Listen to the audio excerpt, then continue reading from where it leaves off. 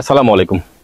আপনারা জানেন যে আগেকার দিনের মানুষরা যখন শহর থেকে শহরতলি গ্রামান্তরে মানুষ যখন যেত, যাতায়াত ব্যবস্থা এতটাই একদম জরাকীর্ণ একটা রাস্তা ছিল। সেই রাস্তা ধরে যাওয়ার সময় মানুষরা বিশেষ করে রমজান মাসে তারা যেত ইফতার সাথে নিয়ে, পলিথিনে করে কিছু পানি, তারপর আরেকটা পলিথিনে কিছু মুড়ি, একটা ছাতা, হাতে একটা ছাতা থাকতো, তারা গ্রামে যেত।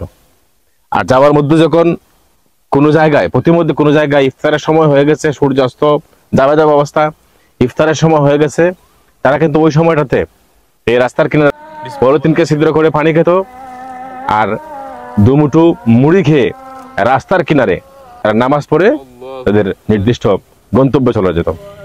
তো সবকিছুর পরিপ্রেক্ষিতে আজকে কিন্তু 20-25 বছর বা 30 বছরের ভিতরে সামাজিক প্রেক্ষাপট কিন্তু পরিবর্তন হয়ে গেছে।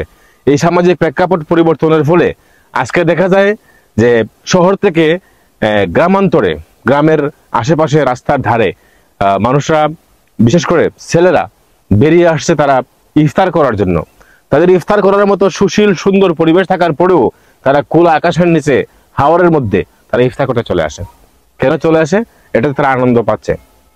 তো আজকের যে ভিডিওটা যে কারণে করা, যে আগের দিনের মানুষরা বেকায়দায় পড়ে, যোগাযোগ ব্যবস্থা খারাপ থাকার কারণে বেকায়দায় পড়ে পায়ে হেঁটে যাওয়ার সময় প্রতিমত তারা ইফতার করতো এবং নামাজ পড়তো।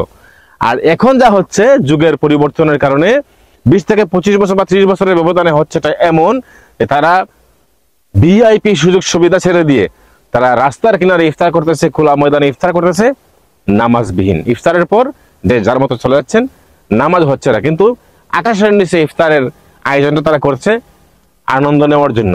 এই হলো 30 বছর আগের আর 30 বছর পরের যে ডিফারেন্সটা আপনার সামনে তুলে ধরলাম। আগামীতে 38 বছর পরে আমরা কি দেখতে পারি বা কি দেখতে পাবো যারা যারা বেঁচে থাকবো, অবশ্যই কমেন্ট বক্সে জানিয়ে যাবেন।